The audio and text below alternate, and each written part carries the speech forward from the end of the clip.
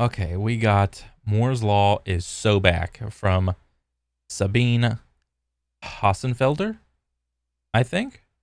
Hopefully, I said that name right. I'm sorry if I messed it up. For more than half of a century, progress has been closely linked to Moore's law, giving us a constant increase in computing power. hmm Then, 2 years ago, Jensen Huang, the Wait, CEO Moore's Law is dead.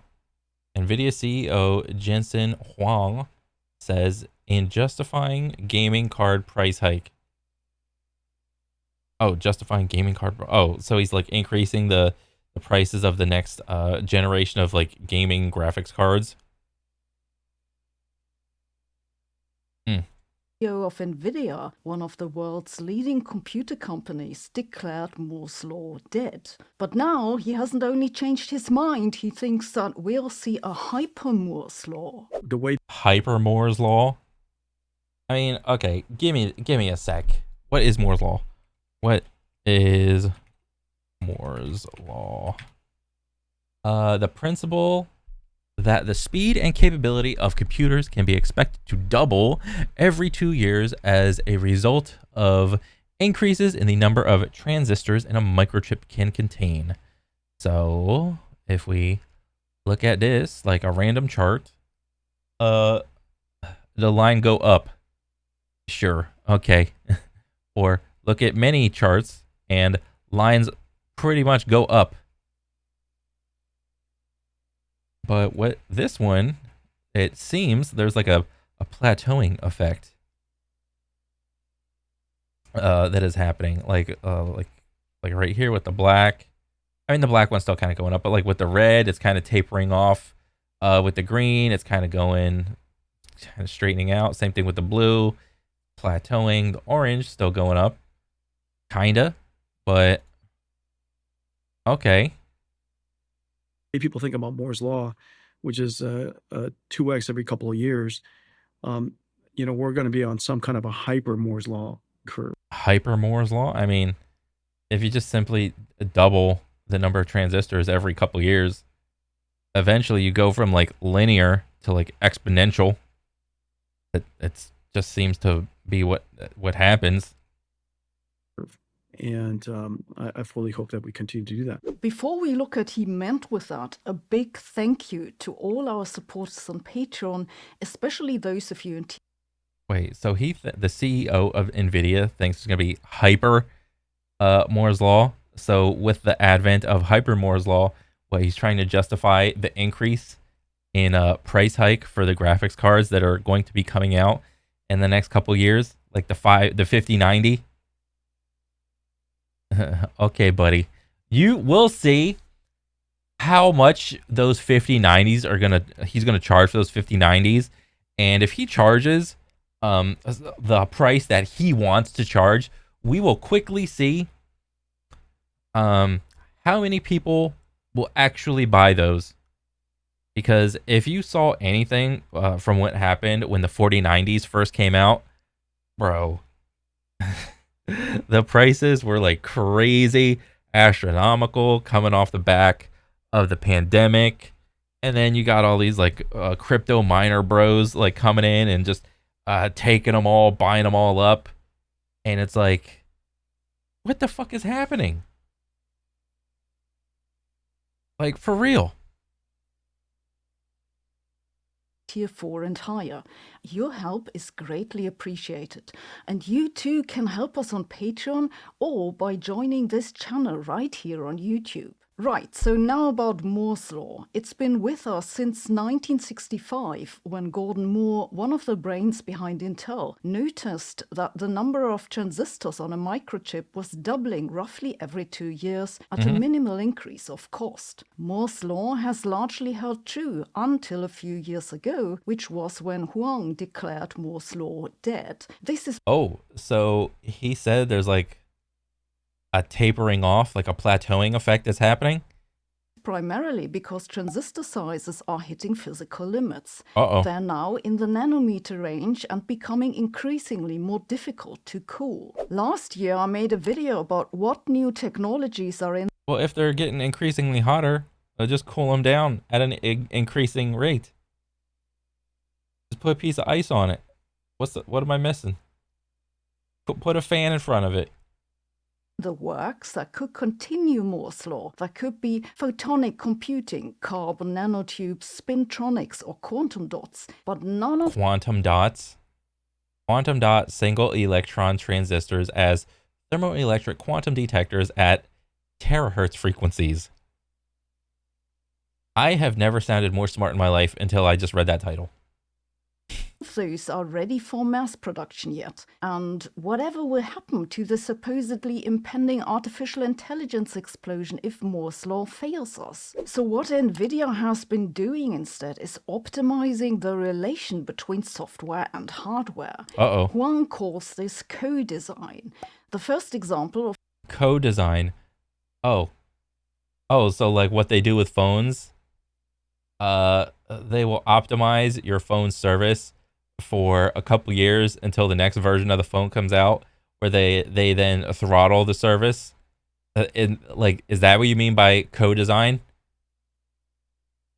of this was the distinction between CPU, that are the general processing units of a computer, and GPU, the graphics processing units, especially designed for, well, graphics. NVIDIA now also has GPUs that are especially designed for matrix operations, that are used a lot in the training of neural networks, that are used for the currently most common type of artificial. Oh, look at all the green squares on this side, and then look at all the green squares on that side, guys. What the fuck? Artificial intelligence. These GPUs have extra logical circuits called tensor cores. But besides training neural nets, there are Tensor cores. That just sounds badass, dude. That sounds like something you get in like Cyberpunk. Upgrade your tensor core.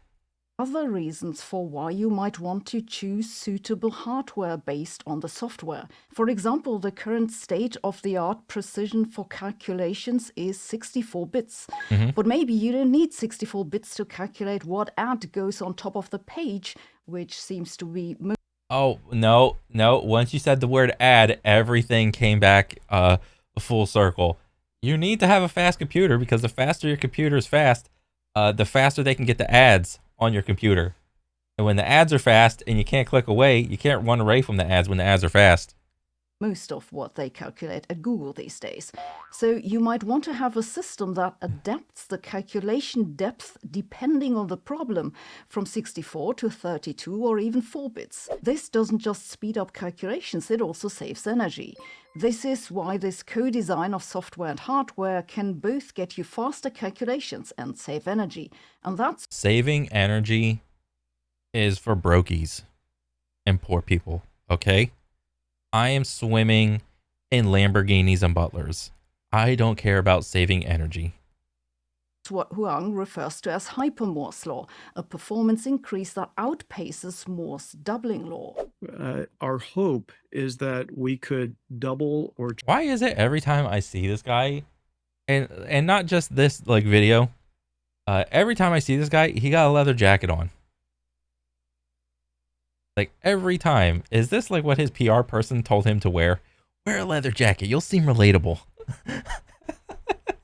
Like he's a badass of the computer chip industry, or of the video game graphics card industry. I don't know. Like this is just only because anytime I see a leather jacket, it's like somebody needs to have a reason or something. Like they're on like they ride a bike or something like that, or it's cold out. Anytime I see this guy, he just got a leather jacket on. Like it looks good on him and whatnot, but it's just funny. triple performance every year at scale, not at chip, at scale. And to be able to therefore drive the cost down by a factor of 2 or 3, drive the energy down by a factor of 2, 3 every single year. When you do that every single year, when you double or triple every year, in just a few years, it adds up. So it compounds really, really aggressively. And NVIDIA is on the way already. Earlier this year, they released the Blackwell platform that they say speeds up the training of large language models by a factor of 30, and that of simulations by more than 20 times. Lower is better. Okay. 30 times lower, HGX H100. Okay, total cost of ownership. The bar is lower and this bar is bigger. Got it. That's what they say. So far, there haven't been any independent tests. Instead, customers are reporting that the chips are overheating. The Oh, key shit. feature of the new platform is the improved linking between GPUs that allows to distribute data processing in the most optimal way. They do this with a system that NVIDIA calls NVLink. This is See, look, he got his leather jacket again. He delivering like a public event thing. He got his leather jacket again. Link, and it goes across the entire back spine of a rack of GPUs. Okay. And these GPUs are all Oh, so is this like the shovel for mining all the crypto coins and whatnot? This is like the main tool. This is like the pickaxe of crypto mining. connected from the top to the bottom using NVLink, driving these incredible SerDes, the world's longest driving SerDes, serializer, deserializer, a type of specialized data converter. SerDes for copper, and it connects all of these GPUs together. This platform is targeted primarily at enterprise level and research oriented applications such as AI companies, supercomputing facilities, and large scale scientific projects. But Downwind will probably all get something out of it. Okay. Did you know that I have a free weekly newsletter with some extra news items? You can sign up at sabinehossenfelder.com/newsletter. Okay, so I kind of said her name right. Sabina? Was it Sabina? Or just Sabine? Okay. That said, a lot of companies are now also developing chips that are especially suitable for AI training. They're called Neural Processing Units, NPUs for short. Interestingly enough, this is something which NVIDIA is not doing, but big companies like Intel, AMS, and Samsung are banking on NPUs, and some dedicated startups are working on that too. These NPUs could become one of the main rivals to NVIDIA. By the way, when I said that Moore's Law kept the production cost roughly... I mean, anytime there's a competition amongst, NVIDIA and, what was it, AMD, that's only going to be good for the consumer. It's not going to be good, but like amongst, the competitors. Oh, another competitor. Oh, shit. We got to really like get better at this shit, dude. I mean, yeah, it's only going to be good for the consumer having more people in the mix. Stable despite increases in computing power. That's the production cost after development. The necessary investments into research and development have increased by roughly a factor 20 since the 1960s. And that's one of the examples of how we have to make more and more effort in research that I just talked about the other day. And when NVIDIA is done with that co-design, maybe someone can go and figure out how to get my phone to communicate with the printer. That'd be great.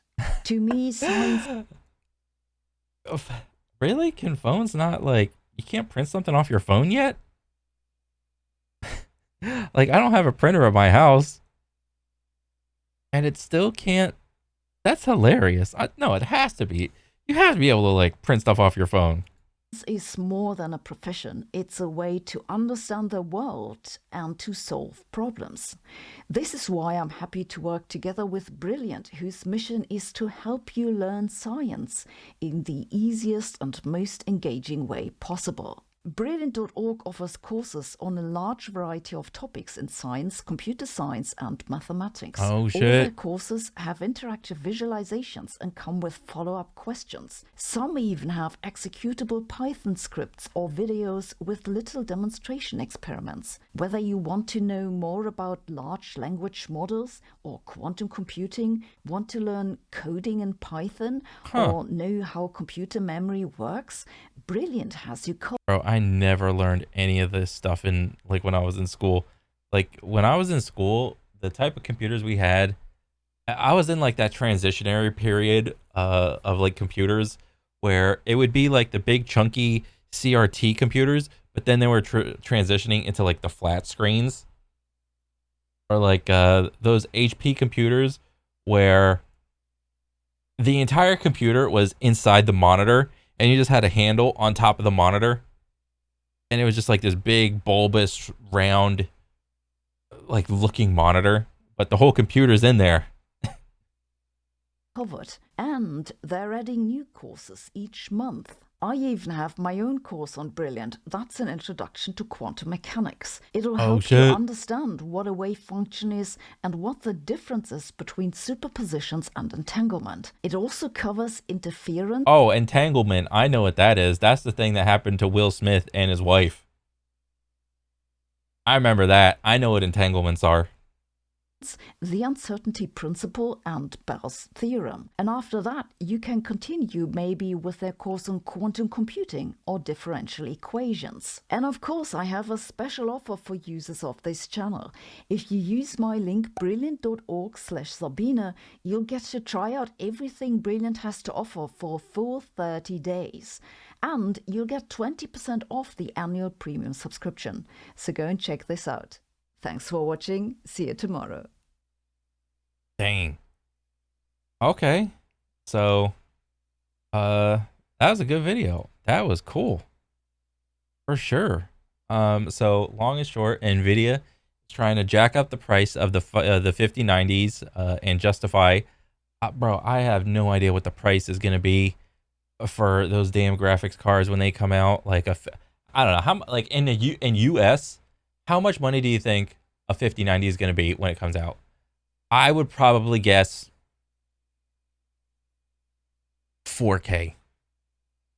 4K for a single 5090. That's my guess. It's going to be $3,999.99 on day one. That's what it's going to be. And then all the little sneaky snakes are gonna weasel their way in, buy them all up, and then quickly flip them on eBay for like $5,000, $6,000, $7,000. That's what's gonna happen. 100%. We are amusing our. But For more. yeah, that was a good video. Thank you so much. So what is Moore's law just like tapering off, and it's not so much like exponential growth of transistors and whatnot now? Okay. Well, that's good to know. Yeah, that's pretty much it for me. I'll catch you guys on the next one. All right, later.